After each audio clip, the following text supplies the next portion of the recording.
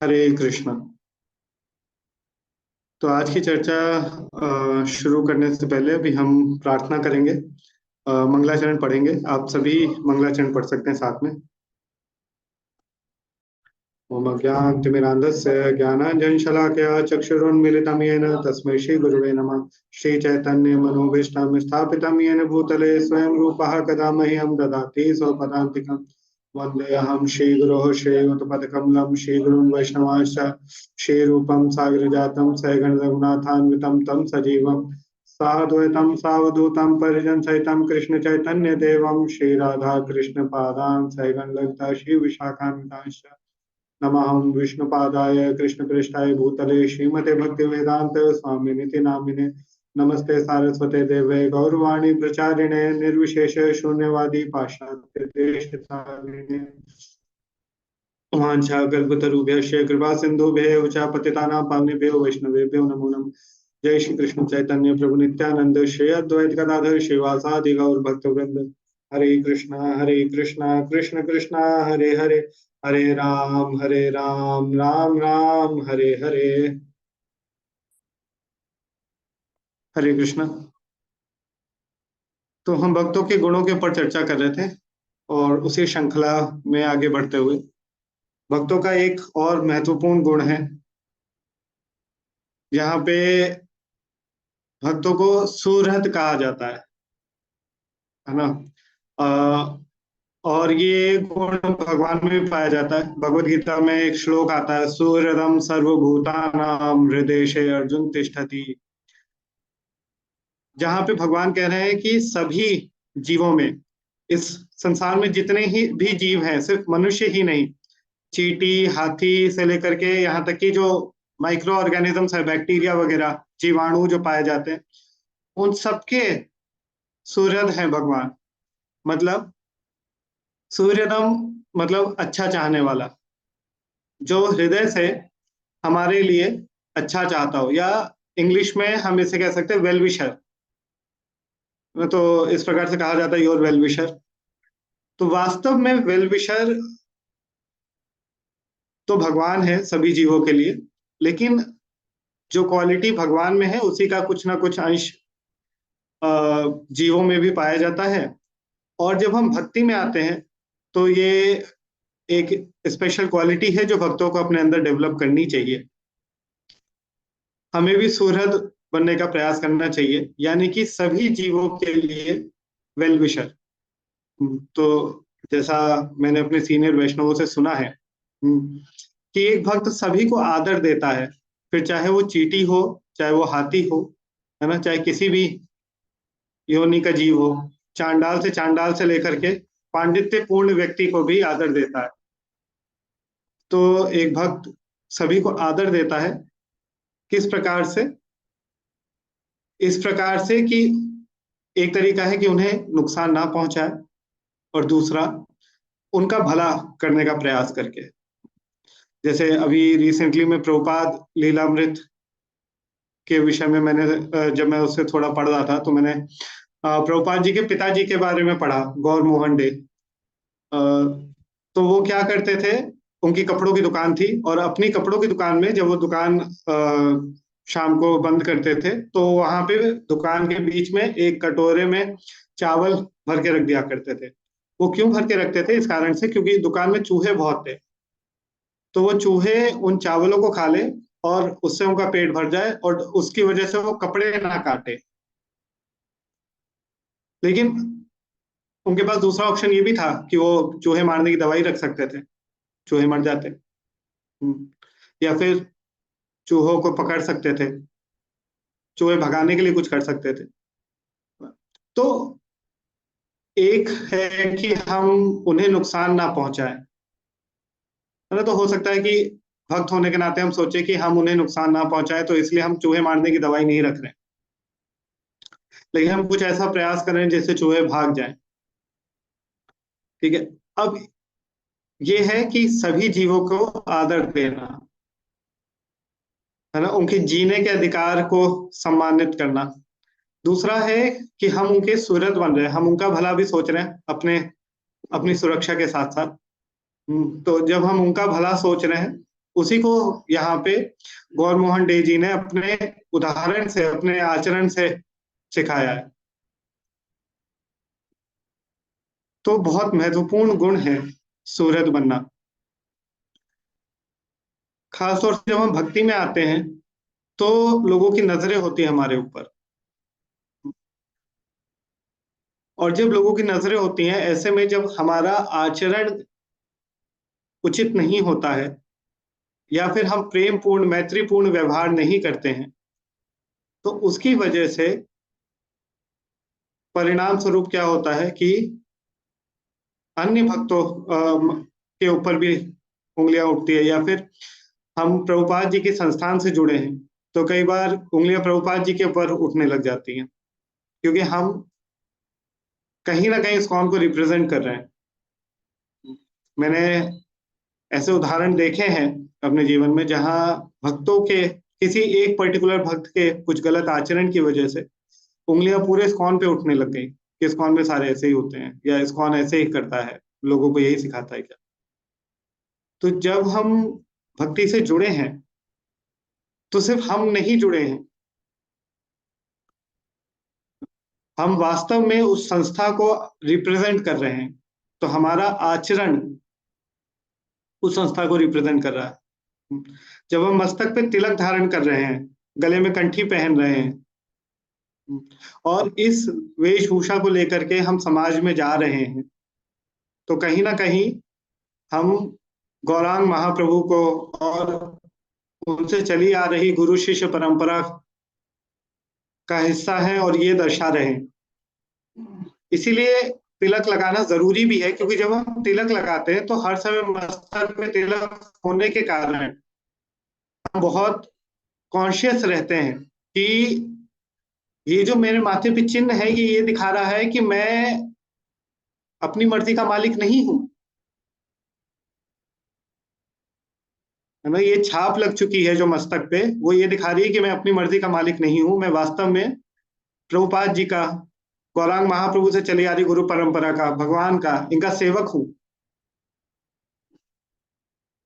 तो मेरा आचरण बहुत सही होना चाहिए कि किसी भी कारण से मेरे आचरण की वजह से कभी भी इनके ऊपर उंगली नहीं उठनी चाहिए। तो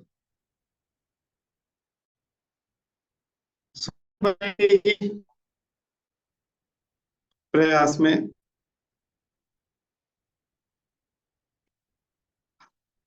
ज्यादा मैटर ये भी करता है। तो अभी मैंने बात की एक्सटर्नली, जब हम समाज में उतर रहे हैं तो हम कैसा आचरण कर रहे हैं। फिर आता है कि हमारा आचरण भक्तों के बीच में कैसा हो। तो जब हम वैष्णव अपराध की बात करते हैं तो उसमें एक वैष्णव अपराध है जो को पूरे होंगे, तो हम तो बहुत प्रसन्नता होगी, तो वो प्रसन्नता छलकनी चाहिए। किसी भी वैष्णव से मिले तो वो प्रसन्नता छलकनी चाहिए, बहुत प्रेम के साथ और बहुत आदर के साथ हमें मिलना चाहिए। जैसे भक्तों के बीच में हम सभी ने देखा होगा कि हम जब भक्तों से मिलते हैं, उन्हें प्रणाम करते हैं, उनका आलिंगन करते हैं, फिर कुछ अच्छे शब्द, कुछ मधुर शब्द बोलते हैं, उनका स्वागत करते हैं, आओ भगत करते हैं। तो ये है वास्तव में किसी भी वैष्णव से मिलने का तरीका। इसके बाद किसी भी वैष्णव से के साथ हमारी डीलिंग कैसे है। तो सूर्यत बनने का मतलब सिर्फ ये नहीं है कि सिर्फ चलो तुम जो भी करो हम तुम्हारे साथ हैं। शब्द का बहुत गहरा मतलब है वेल विशर, यानी कि अगर व्यक्ति सामने वाला कहीं कुछ गलत कर रहा है ना, तो हम उन्हें गाइड कर सके, है ना, उनका भला सोच सके। परंतु कैसे सोचना है। जब भी हमें लग रहा है कि सामने वाला कुछ गलत कर रहा है या हमें उसे सुधारने की जरूरत है, तो दो चीजों पे विचार करना चाहिए। पहला, कि क्या वास्तव में वो गलत कर रहा, या मेरे अंदर कोई ऐसा भाव है जिसकी वजह से मैं उसको गलत ठहरा रहा हूँ। या ठहरा रही हूँ।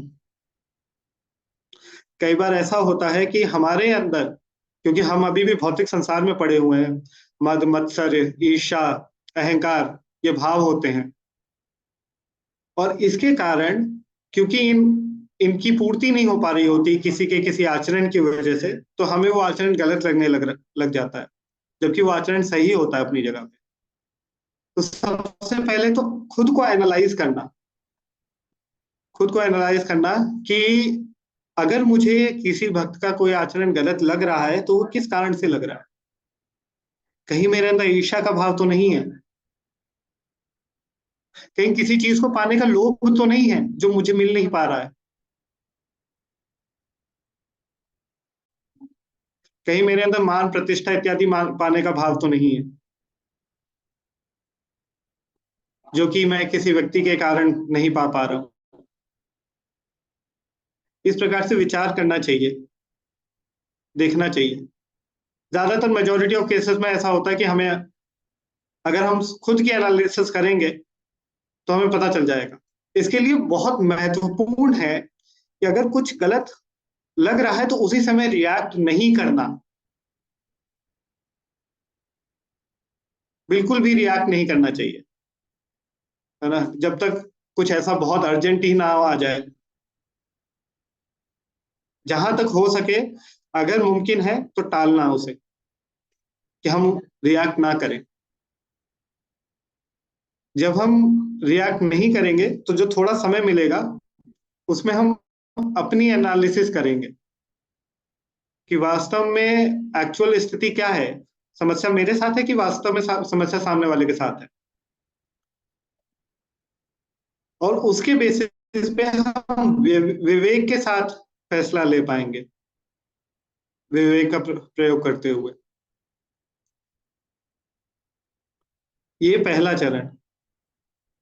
दूसरा चरण, अगर हमें यह एहसास हो भी गया कि मैं किसी अपनी गलती की वजह से या अपनी कमी की वजह से सामने वाले में कोई दोष नहीं देख रहा हूं या देख रही हूं, तो उसके बाद दो चीजों की फिर से एनालिसिस करनी है। पहला, am I the appropriate authority to, क्या मेरे पास वो अधिकार है कि मैं सामने वाले को बोलूं कुछ। और दूसरी चीज, कि क्या सामने वाले के साथ मेरे संबंध ऐसे हैं कि मैं उसे कुछ बोलूं, है ना।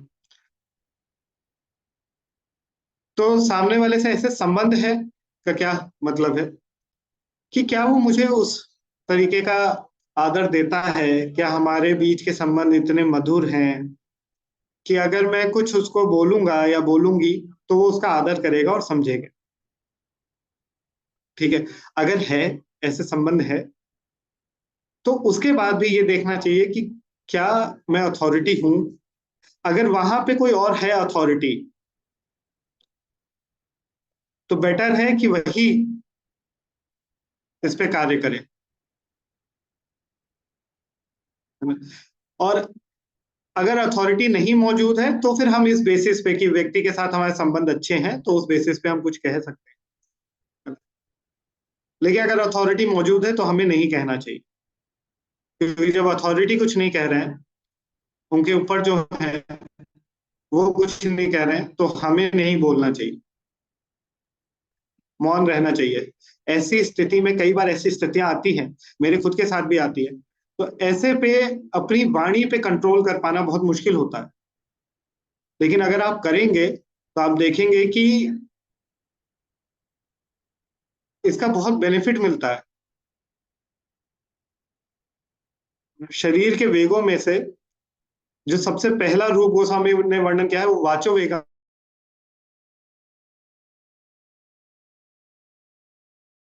अपनी वाणी के वेग पे कर पाना।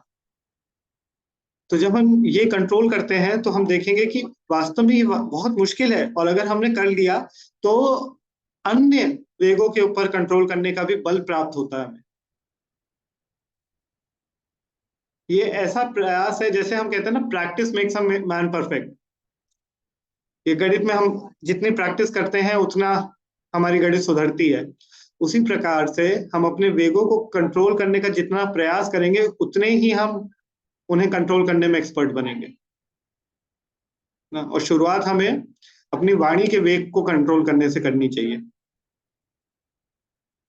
अब अगर हम स्वयं अथॉरिटी हैं तो उस स्थिति में, या फिर अगर हमने सभी प्रकार से एनालाइज कर लिया और अब हमें लग रहा है कि हाँ, सामने वाले से हम कुछ कह सकते हैं, तो कहने का भी एक तरीका होना चाहिए। तो ये जब भी हम भक्तों के बीच में हो तो इस प्रैक्टिस को हमें अपनाना चाहिए। पहला, किसी को जब कुछ कहना है तो सबसे पहले तो उनके एफर्ट्स को अप्रिशिएट करना। स्पेशली अभी जैसा हिज ग्रेस आनंद प्रभु जी ने अभी थोड़े दिन पहले ही अनाउंस किया था कि जो भक्त थोड़े से सीनियर हो चुके हैं वो लोग अन्य भक्तों को गाइड करें और उन्हें भक्ति में आगे बढ़ने की सहायता प्रदान करें। तो ऐसे में ये बहुत विशेष है उन सभी भक्तों के लिए कि सबसे पहला जो कार्य है, सामने वाले के प्रयासों की सराहना करना। भौतिक जगत में देखें तो आजकल के जमाने में लोग ऐसे हैं जो भगवान के आगे हाथ तक नहीं जोड़ना चाहते, इतने शालू है भगवान से। यहाँ तो कोई व्यक्ति आ रहा है, भगवान के मंदिर में आ रहा है, जप कर रहा है, भगवान पे श्रद्धा कर रहा है, ये बहुत बड़ी बात है। भले ही आज वो 16 माला पे ना आया हो, या फिर भले ही वो ध्यान पूर्वक जप ना कर पा रहा हो, भले ही उसके अनर्थ नहीं खत्म हुए हैं, भले ही अभी भी वो 4 नियम का सही से पालन नहीं कर रहा, फिर भी वो संसार में मौजूद करोड़ों लोगों से श्रेष्ठ है। तो वो जो कर रहा है उसके उन एफर्ट्स को अप्रिशिएट करना चाहिए, उसकी सराहना करनी चाहिए। जब भी फीडबैक देना हो तो पहले उनके एफर्ट्स की सराहना कर सकते हैं। अगर हमें दिख रहा है कि उनके कुछ स्ट्रेंथ है तो उन स्ट्रेंथ, जो उनके अंदर कुछ अच्छी क्वालिटीज दिख रही हैं, कुछ गुण दिख रहे हैं, उन गुणों की सराहना करनी चाहिए, है ना। और उसके बाद फिर उन्हें कहाँ इंप्रूव करना है वो बहुत ही प्रेम पूर्ण तरीके से बताना चाहिए। हमारी वाणी में कठोरता नहीं आनी चाहिए, अभद्रता नहीं आनी चाहिए, है ना। और जब भी हम बताएं तो हम प्रयास करें कि हम अकेले में उनसे बात करें इस चीज को लेकर के। भक्तों के समाज के मध्य में सिर्फ अप्रिसिएशन ही करें। अगर कहीं भी कोई भी इम्प्रूवमेंट का पॉइंट, कोई भी इम्प्रूवमेंट का स्कोप अगर हमें उन्हें बताना है, उनके साथ शेयर करना है, तो फिर वो हम अकेले में ही उन्हें बताएं। सूर्यदम बनने का एक और अर्थ है ना। अभी कुछ समय पहले ही मैंने एक बहुत ही सीनियर वैष्णव से उनके एक लेक्चर में सुना, दिस ग्रेट सच्चिद कृष्ण प्रभु जी के, कि जो हमारे इस्कॉन के सेंटर है, मंदिर है, केंद्र है या बेस है ना, या हमारे घर का भी वातावरण है ना। तो प्रभुपाद जी कहते हैं कि ये जितने भी इस्कॉन के मंदिर या केंद्र या जो भी स्थान है, प्रभुपाद जी कहते हैं कि ये क्या है, ये वैकुंठ है। प्रभुपाद जी ने वैकुंठ कहते हैं कि ये आध्यात्मिक जगत है, भौतिक जगत का हिस्सा नहीं है। वैकुंठ का अर्थ क्या है? वह स्थान जहाँ कुंठा ना हो, यानी कि कोई एनवी नहीं है, किसी से ईर्ष्या का भाव नहीं है। तो हमें प्रयास करना चाहिए कि हम हमारे इस्कॉन के मंदिर को, केंद्र को, या यहाँ तक कि हमारे घर को भी, क्योंकि हम वहां पे भी भगवान के सेवा कर रहे हैं, भगवान के विग्रह रखे हों या चित्रपट रखे हों, जो भी रखे हों, भगवान का मंदिर है वहां पे, है ना। एक भक्त अपने घर को भगवान के मंदिर के रूप में देखता है। तो उस कारण से हमें हमारे घर में वैकुंठ का एनवायरनमेंट क्रिएट करना चाहिए। कोई कुंठा नहीं, कोई एनवी नहीं। हम्म, लेकिन ये मुमकिन कैसे है? कई बार हम देखते हैं कि भक्तों के बीच में ही मतभेद है,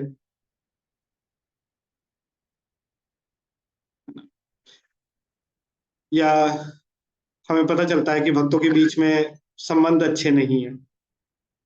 जब भी ऐसा हो तो लोगों के बीच में मतभेद हो सकते हैं, लेकिन मनभेद नहीं होने चाहिए। अलग अलग ओपिनियंस हो सकते हैं, किसी चीज को देखने के अलग अलग दृष्टिकोण हो सकते हैं, है ना, परंतु उसके कारण से मन के बीच में, एक दूसरे से के बीच में दूरियां नहीं आनी चाहिए। मन में कोई कड़वाहट, कोई खटास नहीं आनी चाहिए। और ये तभी मुमकिन है जब सेंटर कृष्ण होंगे, जब हमारे जीवन का जो केंद्र है वो कृष्ण होंगे। जब तक सेंटर कृष्ण नहीं होंगे तब तक माया केंद्र में रहेगी। और माया के केंद्र में रहने का क्या मतलब है? कि ये सभी अनर्थ, काम क्रोध मद लोभ ईर्ष्या अहंकार, ये सब विद्यमान रहेंगे। कृष्ण केंद्र में होना, इसका मतलब है कि कृष्ण की प्रसन्नता के लिए प्रयास करना, हर प्रकार से ऐसे प्रयास करना जिससे कृष्ण खुश हो। जब कृष्ण के केंद्र में होंगे ना, तो हम देखेंगे अच्छा सामने वाला भगवान की सेवा के लिए कुछ बनाना चाह रहा है, कुछ कुक करना चाह रहा है, एक उदाहरण दे रहा हूं, तो हम प्रसन्न होंगे। लेकिन अगर कृष्ण केंद्र में नहीं होंगे ना, तो क्या देखेंगे? अच्छा क्या बना रहा है? बैंगन बना रहा है, मुझे तो बैंगन पसंद नहीं है, तो ये बैंगन क्यों बना रहा है? तो क्या है, ईर्ष्या का भाव जागृत होगा। और वो खटास कहीं ना कहीं हमारे स्वभाव में दिखेगी। या फिर एक और उदाहरण से देखें कि हमने किसी को कोई काम बोला करने को, अब वो ऑलरेडी कोई सेवा में बिजी है ना, कोई भक्त है वो ऑलरेडी किसी सेवा में व्यस्त है, हमने उन्हें कोई सेवा बोली करने को। अब वो भक्त कह रहे हैं प्रभु जी मैं थोड़ा सा ये सेवा में बिजी हूँ, है ना, मैं ये कर लूं फिर मैं आपकी सहायता कर दूंगा। अब अगर केंद्र कृष्ण होंगे तो हम इस प्रकार से सोचेंगे चलो कृष्ण की तो सेवा कर रहा है, और भगवान की प्रसन्नता के लिए कार्य कर रहा है, तो ठीक है ना, ये सेवा करके फिर में ही मदद कर देगा। लेकिन अगर केंद्र कृष्ण नहीं होंगे, केंद्र में अपने आप को खुद को बना के बैठा हूंगा, तो फिर भाव कैसा आएगा? भाई मैं इतना सीनियर वैष्णव हूं, मैंने बोला इसने सुना नहीं मेरी बात, ये कल का आया हुआ लड़का, इसकी इतनी हिम्मत, इसे पता है कि क्या करना है,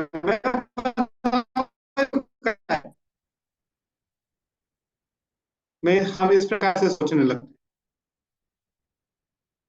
कई बार भक्तों के बीच में रहते हम अपराध करने लग जाते हैं। क्यों अपराध करने लग जाते हैं? क्योंकि हम उस चीज को समझ पा रहे हैं क्या मिला है। वो कहते हैं ना कि कोई चीज अगर मिल जाती है तो उसकी कदर नहीं होती, जब नहीं मिल रही होती तो उसकी बहुत कदर होती है। तो वही चीज हमारा साथ है, जब वही हमें आसानी से मिल जाती है और मिलती ही रहती है, जैसे भक्तों का संग मिलता रहता है, तो हम उसकी कदर नहीं कर पाते। और फिर भगवान देखते हैं कि इसको इस चीज की कदर नहीं है, तो वो उससे दूर कर देते हैं। समस्या कहाँ नहीं है? क्या पति पत्नी के बीच में समस्या नहीं होती? पिता पुत्र के बीच में समस्या नहीं होती? माता पिता, मतलब अगर हम घर परिवार में देखें तो घर परिवार में ही अड़ोसी पड़ोसी से ही लड़ाई हो जाती है। कहाँ पे नहीं होती? ये कलयुग है ही कलह का युग, कलह रहेगा ही। लेकिन भक्त होने के नाते हमारा प्रयास होना चाहिए कि कलह ना हो, हम कलयुग को स्थान ना दे, हम कृष्ण को स्थान दे। जब कृष्ण सेंटर में रहेंगे तो सब बहुत स्मूथली चलेगा। अगर यकीन ना हो तो मुझे एक टीवी पे ऐड आता है जो मुझे बहुत अच्छा लगता है, पहले इस्तेमाल करें फिर विश्वास करें। आप इसे इस्तेमाल करके देखिए, है ना, मेरी बातों पे यकीन नहीं हो रहा है। वैसे ये मेरा खुद का कोई एक्सपीरियंस नहीं है, जो मैंने सीनियर वैष्णवों से, आचार्यों से सुना है, सीखा है, मैं उसे दोहरा रहा हूँ। हम्म। परंतु ये ऐसी चीज है, आप स्वयं इस्तेमाल करके, स्वयं अपने जीवन में इसको उतार करके देख सकते हैं, कैसे जीवन में परिवर्तन आता है। तो जब केंद्र हमेशा कृष्ण रहेंगे, तो फिर हमें हमारे जीवन में बहुत सुकून मिलेगा, बहुत संतुष्टि मिलेगी, बहुत शांति मिलेगी। कई बार भक्ति में आने के बाद भी मन उद्विग्न रहता है, लोग परेशान रहते हैं। लोग कहते हैं कि भाई भक्ति में आने के बाद तो सब लोग कहते हैं कि यहाँ पे आनंद ही आनंद है, मैं तो जब से आया तब से कष्ट ही कष्ट चल रहे हैं। क्यों चल रहे हैं? क्योंकि हम कृष्ण को केंद्र में ला ही नहीं पा रहे हैं। क्योंकि जहां कृष्ण हो वहां आनंद ना हो, ये पॉसिबल है ही नहीं, किसी भी कीमत पे पॉसिबल नहीं है। एक बहुत ही मुश्किल कार्य होता है संसार में। जो मैंने अपने काउंसलर से सुना, एक सबसे मुश्किल कार्य है दास बनना। रामायण में वर्णन आता है इसका, कि सेवक का धर्म बहुत कठिन है, स्वामी बनना बहुत आसान है। बहुत आसान है किसी के ऊपर कंट्रोल करना, क्योंकि वो तो कंट्रोलिंग टेंडेंसी है ही हमारे अंदर। अगर कंट्रोल ही करना है तो खुद को कंट्रोल करना चाहिए। कंट्रोलिंग टेंडेंसी भगवान ने दी हमें, पर किस लिए? दूसरों को कंट्रोल करने के लिए नहीं, खुद को कंट्रोल करने के लिए, अपनी इंद्रियों को कंट्रोल करने के लिए, अपने वेगों को कंट्रोल करने के लिए, उनका दमन करने के लिए। तो यहाँ जो मैं बात कर रहा था कि हमें स्थान को, हमें इस्कॉन के मंदिरों को, अपने घरों को क्या बनाना है? भू वैकुंठ। तो मैं वैकुंठ की एक घटना सुनाना चाहता हूँ, जिससे हम समझ सकते हैं कि हम कैसे वैकुंठ बना सकते हैं, है ना, और कैसे हम कृष्ण को केंद्र में ला सकते हैं। तो गोलोक धाम की एक घटना है। सुबह सुबह का समय होता है और चिड़ियां चहचहा रही होती हैं। तो सुबह सुबह कोयल की कू और चिड़ियों की चहचहाहट बहुत सुंदर लगती है, बहुत प्यारी लगती है। तो सभी चिड़ियां वहां जो है वो भगवान का गुणगान कर रही हैं, चहचहा रही हैं, और बहुत सुंदर वातावरण है। उसी बीच में एक भंवरा आ जाता है। तो अगर आप लोगों ने भंवरा देखा होगा, बहुत अजीब सी आवाज निकालता है, करके। और उसकी आवाज अच्छी नहीं लगती लोगों को। तो उसी समय बीच में एक भंवरा आ जाता है, और भंवरा बीच में आकर के कृष्ण का गुणगान करने लगता है। हालांकि उसकी वाणी में वो मधुरता नहीं है, लेकिन वो कृष्ण का गुणगान कर रहा होता है। तो जब वो कृष्ण का गुणगान कर रहा होता है, तो उसी समय गोलोक धाम में सारी चिड़ियां चुप हो जाती और सब ध्यान से उसको सुनने लगती है। यहाँ पे किसी भी चिड़िया ने यह अहंकार नहीं दिखाया कि भाई, कोयल ने ये नहीं बोला कि मेरी बोली के आगे, मेरी इतनी मधुर वाणी के आगे तेरी क्या औकात, चुप कर, परे हट, उधर जाके बैठ, मैं गाऊंगी।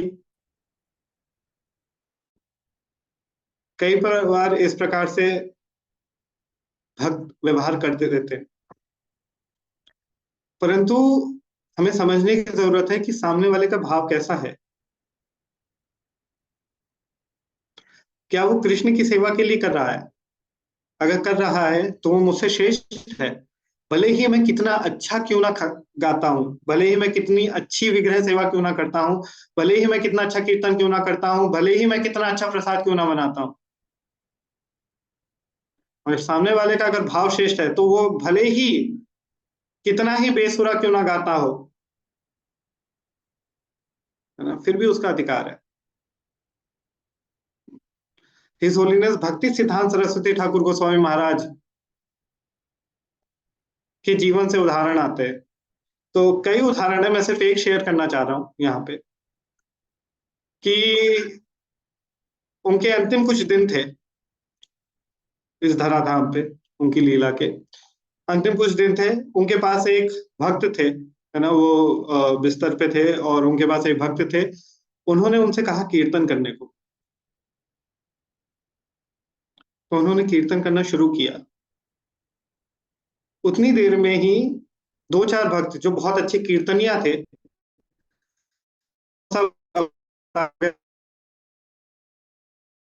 तो मैंने तो गुरु महाराज कीर्तन सुना, हम सुन रहे हैं कि वो क्या पा रहा था।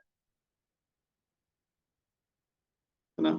तो यहाँ पे उनकी उनके मन का भाव हालांकि यही है कि हम अपने गुरु की सेवा करना चाहते हैं, हम उन्हें बेस्ट देना चाहते हैं। ठीक है, हमारे हृदय में भी यही भाव होना चाहिए कि हम भगवान को बेस्ट दें। परंतु फल वो ज्यादा अच्छा होता है जो अंदर से मीठा हो, ना कि ऊपर से देखने में बहुत अच्छा लग रहा हो। ऊपर से देखने में तो बहुत अच्छा लग रहा हो, लेकिन अगर अंदर से मिठास नहीं है तो वो फल खाने में हमें अच्छा नहीं लगता। हम मार्केट से फल ले आते हैं कई बार, और फिर उसको जब उसको खाते हैं और देखते हैं कि उसमें वो मिठास नहीं, तो कहते हैं देखो ऊपर से तो कितना सुंदर लग रहा था, कितने बढ़िया लग रहे थे, मैं सोचा कितना बढ़िया फल है, और देखो अंदर से बिल्कुल फीका पड़ा है। तो ऊपर से सुंदर होने के बाद भी हम उसकी तारीफ नहीं करते।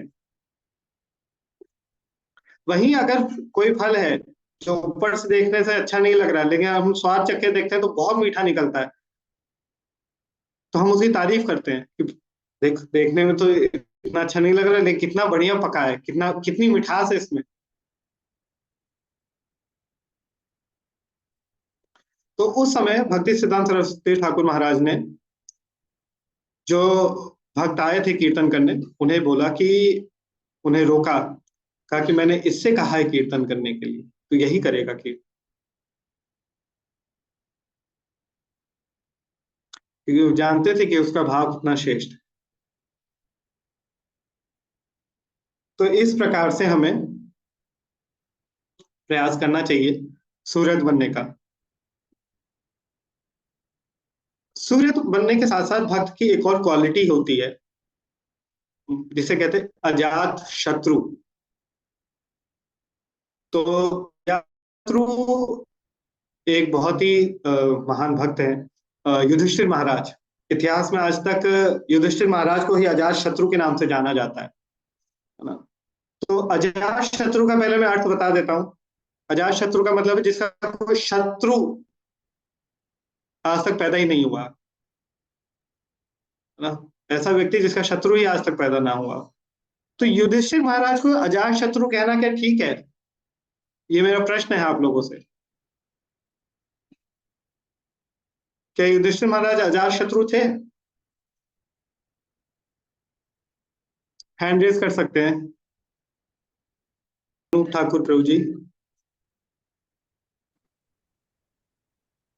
प्रभु जी मुझे तो लगता है उनके तो वो शत्रु थे दुर्योधन महाराज। जी,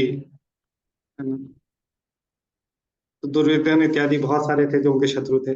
कुछ और रिस्पॉन्स देते हैं। रुचि पांडे माता जी। हरे कृष्णा पूजी दंडवत प्रणाम। हरे कृष्ण। आ, प्रभु जी अगर कोई त्रुटि हो तो क्षमा कीजिएगा, लेकिन हमें तो ये समझ में आता कि अजात शत्रु थे वो, क्योंकि वो सत्यनिष्ठ थे, ईमानदार थे, सत्य पे उन्हें पूरी निष्ठा थी, तो फिर उनका कोई शत्रु कैसे हो सकता है। ठीक है, रुचि कुछ माता जी का धर्म के कहना है कारण कि लड़ रहे, धर्म के कारण लड़ रहे थे प्रभु जी। धर्म के कारण उन्होंने लड़ाई की थी, है ना। तो इस पे प्रभु जी का कहना है कि लेकिन चलिए ठीक है, वो सत्यनिष्ठ थे, आज के जमाने में भी हम देखते हैं कि ईमानदार लोग होते हैं, तो लेकिन उन्हीं के सबसे ज्यादा शत्रु बन जाते हैं जो ईमानदार होते हैं। तो वैसे ही युधिष्ठिर महाराज के भी हम जीवन में देखते हैं कि कई लोग ईर्ष्यावश उन्हें अपना शत्रु मानते थे, जैसे दुर्योधन का ही उदाहरण है। ठीक है, हम और रिस्पॉन्स लेंगे। राजेंद्र प्रताप प्रभु जी। हरे कृष्णा प्रभु जी, दंडोत प्रणाम प्रभु जी। हरे प्रभु कृष्णा जी मैं प्रभु प्रभु जी। ये तुच्छ बुद्धि से प्रभु जी कुछ भी नहीं कर सकता हूँ आप लोगों के सामने प्रभु जी। प्रभु जी दुर्योधन महाराज वो युधिष्ठिर महाराज जी अजात शत्रु थे, क्योंकि एक्चुअल था क्या कि उनका जो, जैसे अभी आप सूर्यास्त हृदय की बात कर रहे हैं प्रभु जी, तो उनका हृदय इतना वैसा था कि वो उनका कोई शत्रु हो ही नहीं सकता था प्रभु जी, लेकिन लोग उनको अपना शत्रु मानते थे कि ये मेरे शत्रु हैं प्रभु जी। हरे कृष्णा प्रभु जी, दंडोत प्रणाम प्रभु जी। हरे कृष्णा नंदन प्रणाम। थैंक यू प्रभु जी। ब्रजेश लता माता जी। हरे कृष्णा प्रभु जी। मैं प्रभु जी ये राजेंद्र प्रसाद जी कह रहे हैं, यही कहना चाह रहे हैं, प्रभु जी बोल रहे हैं कि उनका कोई शत्रु नहीं था, उनके शत्रु थे लेकिन उनका कोई शत्रु नहीं था। हरे कृष्णा प्रभु जी। मतलब थोड़ा सा आप एक्सप्लेन करना चाहेंगे इस बात को, क्योंकि यहाँ पे कई सारे नए भक्त भी हैं, तो शायद वो इस बात को समझ ना पाए। प्रभु जी मैं ये कहना चाह रही हूँ, जितनी मुझे बुद्धि है कि उन्होंने किसी से शत्रुता नहीं मानते थे। जी वो किसी से शत्रुता नहीं मानते थे, उससे शत्रु कोई नहीं, वो किसी से नहीं लड़े थे, ना किसी से उन्होंने कुछ ऐसा किया। प्रभु जी मैं इतना ही बता सकती हूँ, उनका कोई शत्रु था, वो अपनत्व था उनका सबका बराबर। ठीक है, वो थैंक यू राजेश माता जी। जब राजा को बनने के लिए तैयार थे, जब मतलब राजस्व यज्ञ हो रहा, तब भी वो मतलब उस मुकुट को धारण करने के लिए नहीं तैयार थे। मैंने ऐसे भी पढ़ा। प्रभु जी हरे कृष्णा। थैंक यू माता जी। आप डायरेक्टली अनम्यूट करके बोल सकते हैं, कलावती माता जी, मोहिनी मोहन माता जी, अगर आप लोग कुछ ऐड करना चाहते हैं इसमें। प्रभु जी धन्यवाद प्रणाम। जी प्रभु जी, बिल्कुल। माता जी ने जो कहा मैं उसमें एक यही ऐड करना चाहती हूँ, जैसे हर व्यक्ति का काम क्रोध लोभ मोह मत्सर्य ये भी शत्रु होते हैं, तो उन्होंने उस पे भी विजय प्राप्त कर रखी थी, इसलिए हम बोल सकते हैं कि हाँ डेफिनेटली वो अजात शत्रु थे। पहला रीजन तो माता जी और प्रभु जी ने जो बताया वही है। हरे कृष्णा प्रभु जी। हरे कृष्णा, थैंक यू माता जी। सॉरी प्रभु जी। Thank you. और कोई कुछ ऐड करना चाहते हैं? मोहिनी मोहन माता जी या हरे कृष्णा प्रभु जी धन्यवाद प्रणाम। प्रभु जी जैसा हरे सभी कृष्णा। भक्तों ने कह दिया है कि युधिष्ठिर महाराज जी के अपने मन से कोई शत्रु नहीं था, उनके अपने जैसे माता जी ने कहा कि सभी वेगों पर उन्होंने विजय पा ली थी, तो उनका अपने मन से किसी के प्रति कोई वैर विरोध नहीं था। वो तो धर्मराज थे, सबको धर्म के मार्ग पर चलाना चाहते थे, तो और भगवान के निर्देशानुसार ही उनने सब कार्य किए। हरे कृष्णा प्रभु जी धन्यवाद। हरे कृष्ण, थैंक यू माता जी। ठीक है, और कोई कुछ कहना चाहते हैं? हरे कृष्णा प्रभु जी मैं एक और ऐड करना चाहती हूँ। प्रभु जी जी मेरी माता समझ जी। में आया है कि मतलब जब कीचक ने मतलब द्रौपदी के साथ में व्यवहार किया, तब भी उन्होंने भीम से कहा कि जिस जगह पे हम रह रहे हैं, जिस वृक्ष के नीचे बैठे हैं, उनका इतना भी स्वभाव मतलब बिल्कुल धर्म के प्रति था कि जिस वृक्ष के नीचे हम बैठे हैं उसका पत्ता पत्ता भी हमारा मान है प्रभु जी। और वो इससे ज्यादा क्या जा सकते बन सकते हैं, उनका कोई शत्रु नहीं था, वो बनाते ही नहीं थे। हरे कृष्ण। प्रभु जी थैंक यू माता जी, बहुत अच्छा प्रभु जी युधिष्ठिर महाराज का शायद वो किसी को शत्रु नहीं मानते थे, पर क्या पता कोई और तो उनको शत्रु मानता होगा ना प्रभु जी, वाइस जी वर्सा हो जी सकता जी जी जी जी है। ठीक है। तो उस तरीके से। अजाट, हाँ जी हाँ जी, थैंक यू सो मच प्रभु जी। तो अक्सर जब ये सुनते हैं कि युधिष्ठिर महाराज को अजात शत्रु की उपाधि दी गई, तो अक्सर लोग इस पे थोड़ा सा कंफ्यूज हो जाते हैं कि भाई वो कैसे अजात शत्रु थे। तो जैसा अभी सभी भक्तों ने बताया बहुत अच्छे से कि लोग उन्हें अपना शत्रु मानते थे, जैसे दुर्योधन है ना, कर्ण इत्यादि है, कई थे जो अपना शत्रु मानते थे उन्हें। परंतु युधिष्ठिर महाराज हृदय से किसी को अपना शत्रु नहीं मानते थे। एक बहुत सुंदर उदाहरण ब्रजेश लता माता जी ने ऑलरेडी शेयर किया, जब कीचक का वध करने की बात आती है।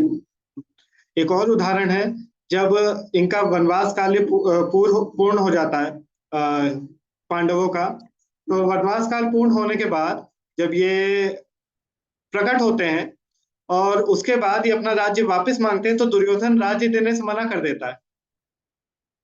तो उसके बाद युधिष्ठिर महाराज ये संदेश तक देकर भिजवाते हैं कि 5 गांव ही दे दो कम से कम, अगर राज्य नहीं दे सकते हो तो कम से कम 5 गांव ही दे दो हम 5 भाइयों के लिए। इस तक पे रेडी थे। लेकिन जब दुर्योधन ने ये बोला कि मैं एक सुई की नोक के बराबर भूमि भी नहीं दूंगा, तो युधिष्ठिर महाराज ने कहा ठीक है, फिर हम जंगल में चले जाएंगे, जंगल में रह लेंगे, कोई वैर भाव नहीं।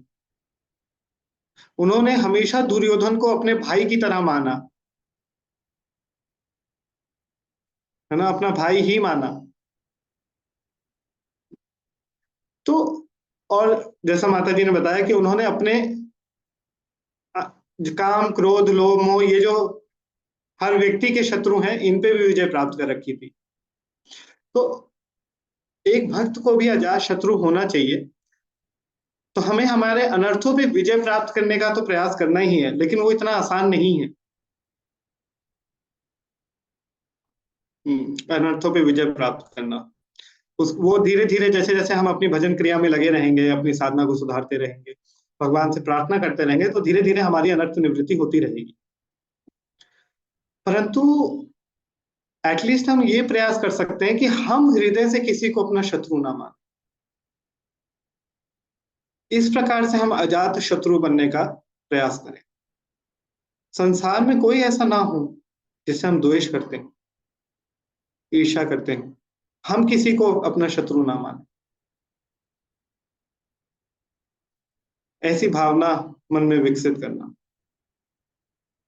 भक्तों के साथ भी ऐसा संबंध होना, विशेषकर एटलीस्ट भक्तों में तो हमें किसी भी भक्त को अपना शत्रु के तौर पे नहीं देखना चाहिए। अगर हम ऐसा कर रहे हैं तो हम भगवान को प्यारे नहीं है। अगर किसी एक भी भक्त के साथ हमारे हृदय में कुछ गलत विचार है तो फिर हम भगवान को प्यारे नहीं। जब प्रचेता भगवान की तपस्या कर रहे थे तो भगवान प्रचेताओं की तपस्या से प्रसन्न होकर के प्रकट होते हैं, और प्रकट होकर के क्या कहते हैं? वो कहते हैं कि मैं तुम लोगों के आपस के प्रेम से बहुत खुश हूं।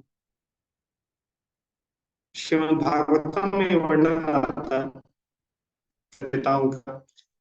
तो भगवान प्रकट होकर के कहते हैं कि तुम सबके बीच में, तुम सभी प्रचेताओं के बीच में आपस में जो प्रेम संबंध है, जो तालमेल है, उसको देख करके मैं बहुत प्रसन्न हूं। तुम्हारी तपस्या से प्रसन्न होकर नहीं आया हूं मैं। जिस प्रेम व्यवहार के साथ तुम लोग मेरी सेवा कर रहे हो, इससे प्रसन्न हो। तो भगवान वास्तव में प्रसन्न किस चीज से होते हैं? जब भक्त प्रेम व्यवहार के साथ भगवान की सेवा कर रहे होते हैं, ना कि द्वेष ईर्ष्या अहंकार के साथ। तो ये प्रेम भाव विकसित होना चाहिए हमारे अंदर सभी भक्तों के प्रति। अगर कोई एक भक्त भी हमसे नाराज है तो नींद नहीं आनी चाहिए हमें, क्योंकि सिर्फ उस कारण से भगवान हमें गोलोक में एंट्री नहीं देंगे।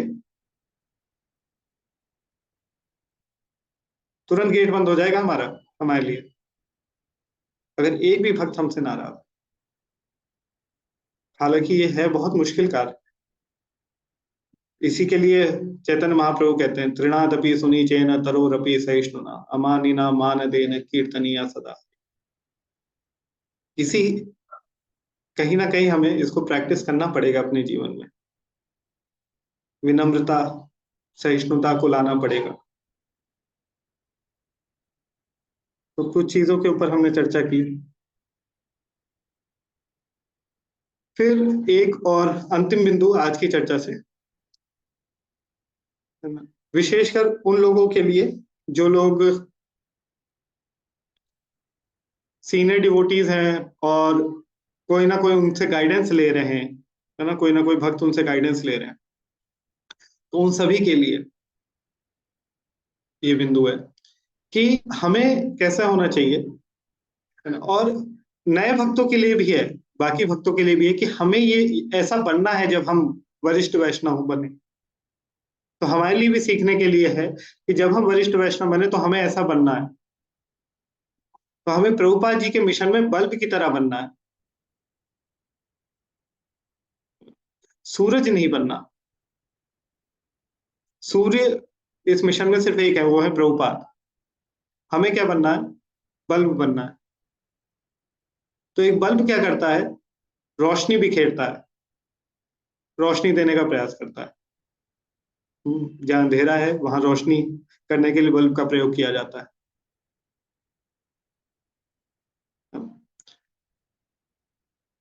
तो उसी प्रकार से प्रभुपाद का जो ज्ञान है, प्रभुपाद जी के द्वारा जो ज्ञान दिया गया है, उस ज्ञान को हमें आगे बिखेरना है।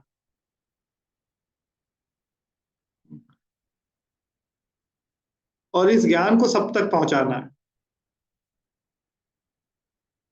लेकिन मैंने क्यों कहा कि बल्ब बनना है? क्योंकि बल्ब खुद से नहीं जल सकता। अगर एक बल्ब को यह अहंकार हो जाए, है ना, एक बल्ब को यह अहंकार हो जाए कि भाई देखो, मेरी रोशनी से ये पूरी जगह रोशन हो रही है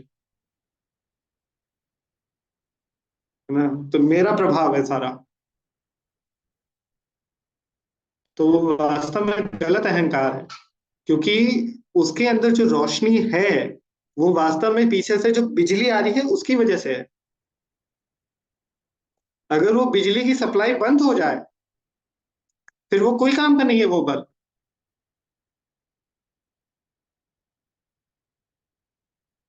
ये बिजली की सप्लाई क्या है? जो हमारे सीनियर वैष्णवों से, हमारे गुरु से, आचार्यों से जो हम तक पहुंचाया गया है, ये वो बिजली की सप्लाई है। उसी बिजली की सप्लाई की वजह से आज हम बल्ब बन पा रहे हैं। तो हमें अहंकार नहीं होना चाहिए कि भाई मेरी वजह से ये रोशनी हो रही है। पीछे से जो बिजली की सप्लाई आ रही है उसकी वजह से ये रोशनी हो रही है। हमारी कोई औकात नहीं है। अगर वो सप्लाई बंद हो जाए तो हम क्या है? सिर्फ प्लास्टिक का और वो कांच का टुकड़ा, बस, किसी काम के नहीं, फेंक दिए जाएंगे। जो बल्ब फ्यूज हो जाता है जो, उसको हम क्या करते हैं घर में? फेंक देते कूड़े में। फिर उसी लायक हैं हम।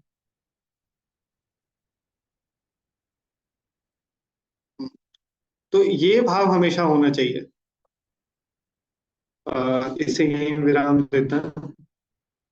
जहाँ कहीं भी बोलने में मुझसे कोई त्रुटि हुई हो तो मैं सभी से क्षमा चाहता हूँ। अगर किसी का कोई प्रश्न है तो आप अपना प्रश्न पूछ सकते हैं। राजेंद्र प्रताप प्रभु जी। हरे कृष्णा प्रभु जी, धर्म प्रणाम प्रभु जी, हरे बहुत कृष्ण बहुत हरे धन्यवाद। कृष्ण। और आपने हम लोगों को इतना अच्छे से प्रभु जी गाइड किया प्रभु जी, इसके लिए आपका बहुत बहुत धन्यवाद प्रभु जी। और सभी भक्तों का बहुत बहुत धन्यवाद, क्योंकि सभी भक्त जैसा कि आपने बताया नहीं कि जैसे हमको बल्ब बनना चाहिए, और जिस तरीके से अगर हम बल्ब बने रहेंगे प्रभु जी, तो एक्चुअल क्या है कि जो पीछे से हमारे पूर्ववर्ती आचार्य हैं, जिनको कि प्रभु जी जो पावर हाउस हैं, जहां से वो बिजली सप्लाई आ रही है प्रभु जी, उनकी वजह से हम जो जो भी कुछ थोड़ा बहुत भी कर पा रहे हैं, या जो भी हो रहा है प्रभु जी, हमारे पूर्ववर्ती आचार्य और हमारे जो वैष्णव है, सीनियर वैष्णव है, उनसे जो हमें प्राप्त होता है प्रभु जी, हमें उन्हें बहुत अपने सुहृदय बन के प्रभु जी उनको ग्रहण करना चाहिए। और उनकी अगर कोई भी एक बात हमने अपने जीवन में उतार ली प्रभु जी, सुनने से नहीं होगा। अगर हमने वो बात, कोई भी उनकी एक भी बात जीवन में अपने उतार ली है, तो प्रभु जी आप वैष्णव की वजह से प्रभु जी, और हमारे जो पावर हाउस है उनकी वजह से जो हमें पावर मिल रही है, वो प्रभु जी हमारे पास में रह सकती है। और प्रभु जी हमको जीवन में यही सीखना है प्रभु जी, कि हमने पूर्ववर्ती आचार्यों ने जो हमको सीख दी है प्रभु जी, हम उनकी उन बातों को प्रभु जी अपने जीवन में अमल कर सकें और उनके बताए हुए रास्तों पर चल सकें प्रभु जी।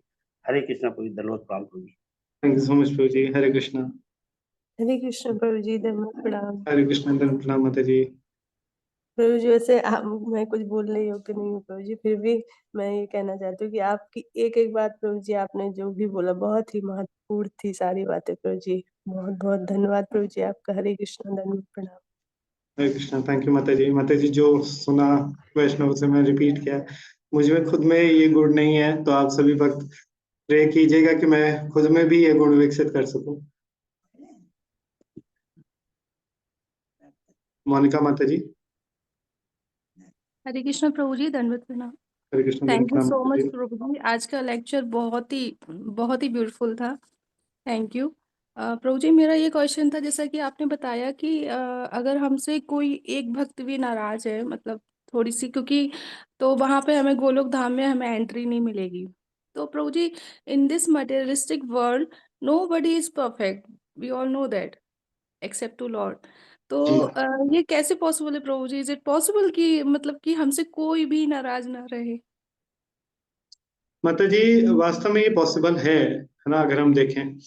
और ऐसा सिर्फ मैं नहीं कह रहा हूँ कि पॉसिबल है, करके दिखाया है ना, हमारे सीनियर वैष्णवों ने, है ना, बहुत सारे ऐसे महान आचार्य हैं यहाँ तक कि अगर हम देखें हिज होलीनेस गोपाल कृष्ण गोस्वामी महाराज, मुझे नहीं लगता कि संसार में कोई भी ऐसा होगा, है ना, जो कि उनके लिए कोई इल फीलिंग्स रखता हो। यस ये बहुत हाई स्टैंडर्ड है ना, बट ये इम्पॉसिबल नहीं है।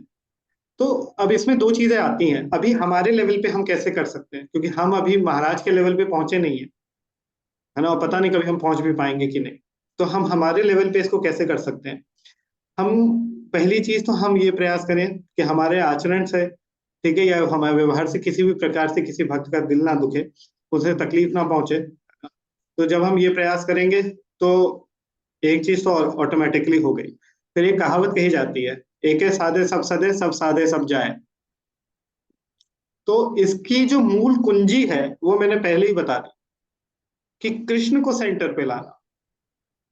कृष्ण की प्रसन्नता के लिए आप प्रयास करेंगे ना, तो सब सब अपने आप हो जाएगा। जब कृष्ण को सेंटर पे लेके आएंगे, कृष्ण की प्रसन्नता के लिए प्रयास करेंगे, हर एक पॉइंट पे हमें ये एनालाइज करना चाहिए कि क्या कृष्ण इससे प्रसन्न होंगे। ये बहुत बहुत अच्छा तरीका है आज के समय में, जब हम यहाँ पे बहुत दीक्षित भक्त भी हैं, है ना, और बहुत सारे ऐसे भक्त हैं जो दीक्षा के लिए एस्पायर कर रहे हैं, बहुत नए भक्त भी हैं। तो हम कई बार जीवन में ऐसी परिस्थितियां आ जाती हैं कि हम अपने गुरु से वहां कंसल्ट नहीं कर पाते। हर एक छोटी छोटी चीज तो हम नहीं डिस्कस कर सकते गुरु से। तो कैसे डिसाइड करें कि वहां पे हमारा आचरण कैसा होना चाहिए। ऐसे मौके पे हमें एनालाइज करना चाहिए कि अगर मैं ये करता हूं तो क्या इससे प्रभुपाद, अगर यहाँ प्रभुपाद होते और वो देख रहे होते मुझे, या मैं उससे डिस्कस कर रहा होता या कर रही होती, तो क्या वो इससे खुश होते, या क्या मेरे गुरु महाराज इससे खुश होते। अगर होते तो यानी कि मैं सही कर रहा हूं या सही कर रही हूं। लेकिन हमें एहसास हुआ कि नहीं होते, मेरे इस व्यवहार से, मेरे इस आचरण से या मेरे इस कार्य से वो खुश नहीं होते, तो हमें अपने आप पता चल जाएगा कि हाँ मैं गलत हूं। जब गलत है तो गलती माननी चाहिए। पहले तो बेहतर है कि गलती नहीं हो, है ना, परंतु इंसान गलतियों का पुतला है, गलतियां होती है, तो इस पे गलती माननी चाहिए। जब हम गलती मानेंगे, क्षमा मांगेंगे, तो सामने वाला भी देखेगा। तो ये चार चीजें हैं, प्रेम,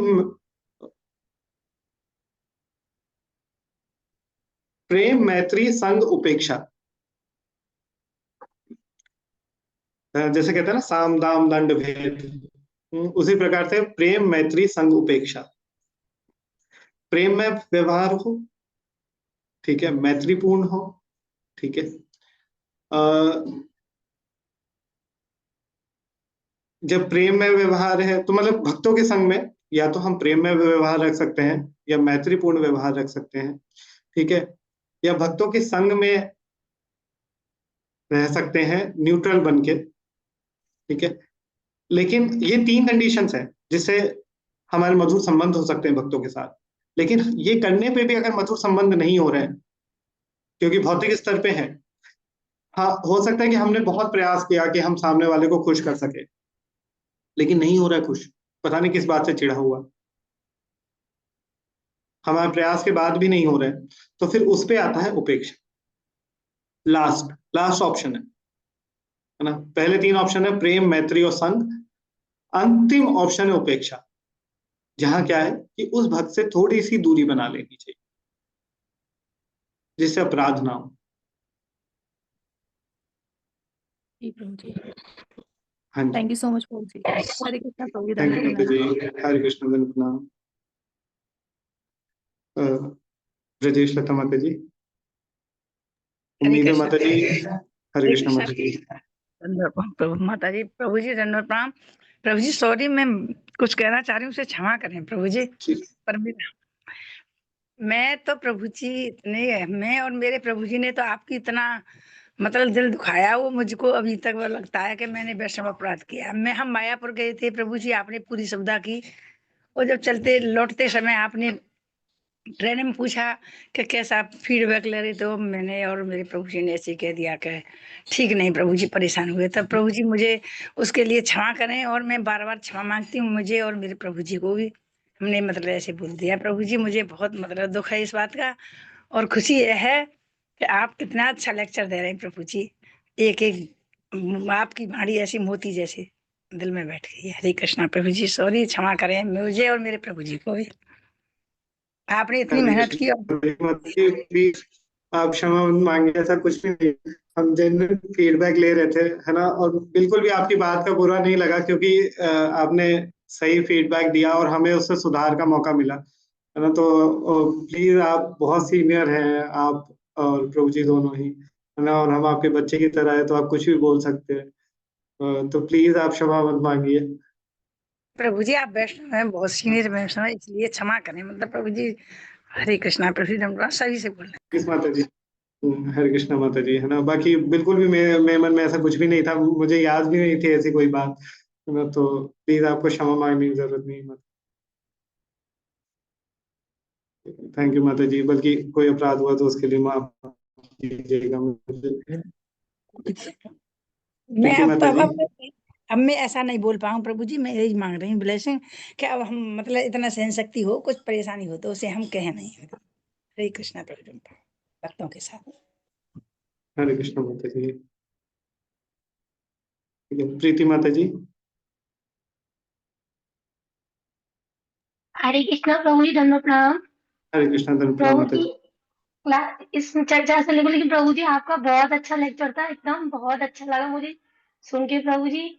बस एक क्वेश्चन है प्रभु जी, क्रोध पे कैसे हम कंट्रोल करें? अच्छा प्रश्न है माता जी, है ना। तो क्रोध पे कैसे काबू करें? जैसे एक बात तो बहुत बहुत जनरल सी बात है ना, मतलब भौतिक संसार में भी कही जाती है, तो मैं वही रिपीट करूंगा कि क्रोध अगर हम देखें तो हम किस पे कर लेते हैं, है ना। अब अगर हम ऑफिस में हैं, अगर हमारे बॉस ने डांट दिया किसी बात पे, तो चाहे अंदर से कितना ही गुस्सा क्यों ना हो, उसको पी जाएंगे, चुप भी नहीं बोलेंगे, उसके आगे बिल्कुल मिमियाती हुई बकरी बन जाएंगे, है जी ना। जी वहीं जी। अगर बच्चे ने कुछ कर दिया हमारे, तो वहीं दो चार लगा देंगे। यस प्रभु। तो हम वास्तव में, क्रोध बहुत ही सब्जेक्टिव चीज है। जहां हमें पता है कि हम दिखा पाएंगे, वहां वो क्रोध और बढ़ जाता है। जहां हमें पता है कि हम नहीं दिखा सकते, वहां वो क्रोध हट जाता है अपने आप। यस प्रभु। तो जब हम भक्तों के बीच में है, तो पहली चीज तो जब हम खुद को दास की तरह देखेंगे, जी है ना, या उनके सेवक की तरह देखेंगे, तो अपने आप ही हमें इस चीज से बचने में सहायता मिलेगी। मैं फिर से प्रभुपाद जी के पिताजी का ही उदाहरण दूंगा इसमें।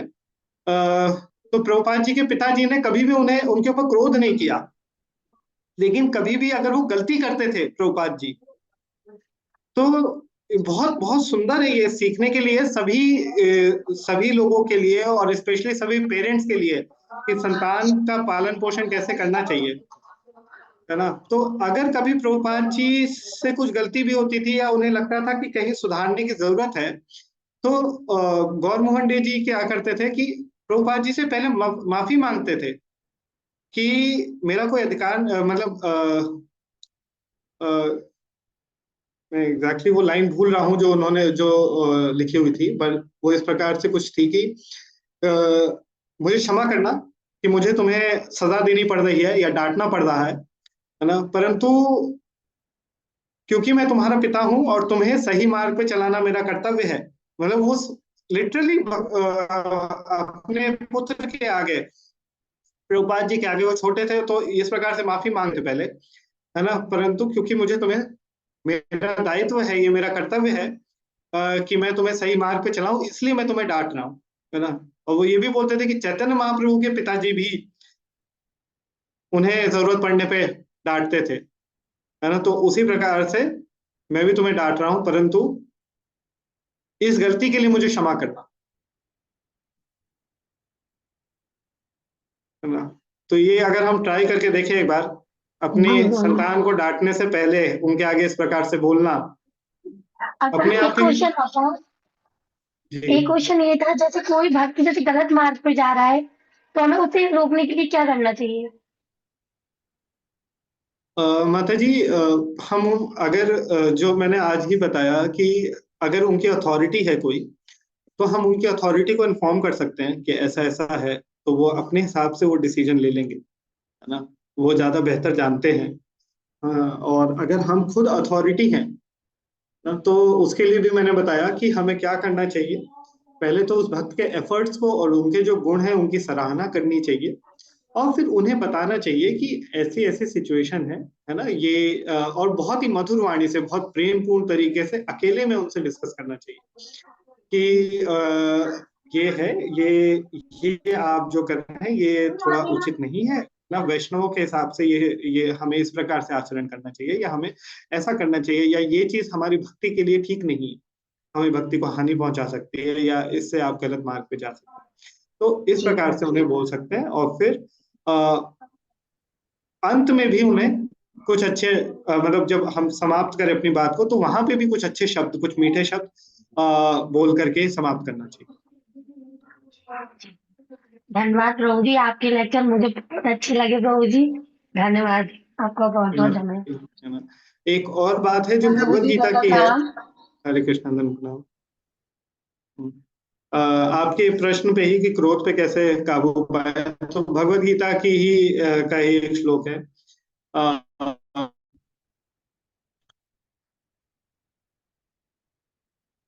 मैं थोड़ा सा भूल रहा हूँ, अगर कोई भक्त मेरी सहायता कर सके। मुझे शुरुआत नहीं याद आ रही है, वो कुछ इस प्रकार से, संजायते कामः कामा क्रोधो अभी जायते।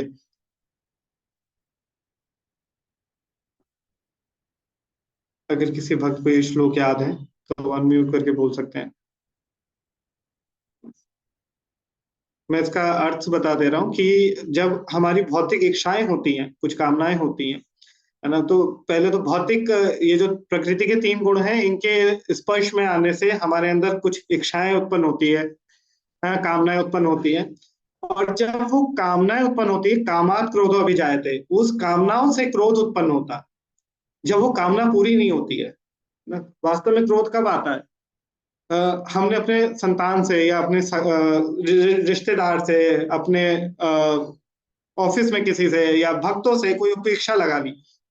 मेरे अंदर कोई इच्छा थी, है ना, जैसे मेरे अंदर इच्छा है कि मेरी जो संतान है वो इस प्रकार से आचरण करे, है ना, या वो इस प्रकार से हमने इच्छा लगा ली कि अच्छा ये डॉक्टरी की पढ़ाई करे, लेकिन अब वो पढ़ाई नहीं, डॉक्टरी की पढ़ाई नहीं करना चाहते हैं,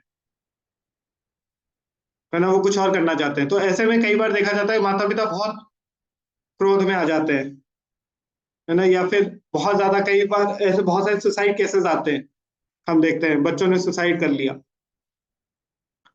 प्रेशर के अंदर आकर के। तो ये सिर्फ एक उदाहरण के लिए मैं बता रहा हूँ। तो कुछ इच्छाएं होती है हमारी, और वो जब पूरी नहीं होती तो उनसे क्रोध जनित होता है। तो हमें ये देखना है कि, इसीलिए मैंने बताया कि कहीं भी अगर कुछ ऐसा हो रहा है कि हमें लग रहा है कि कुछ गलत है, कुछ सही नहीं है, तो पहले देखना है कि क्या ये वास्तव में सामने वाले की वजह से, या मेरे ही अंदर का कोई दोष। हो सकता है मेरी ही कोई इच्छा हो, या मेरा ही कोई ईर्ष्या का भाव हो, मेरी ही कोई अपेक्षा रही है और जो अधूरी रह रही है, इस वजह से मुझे क्रोध आ रहा है, इस वजह से मुझे वो गलत लग रहा है।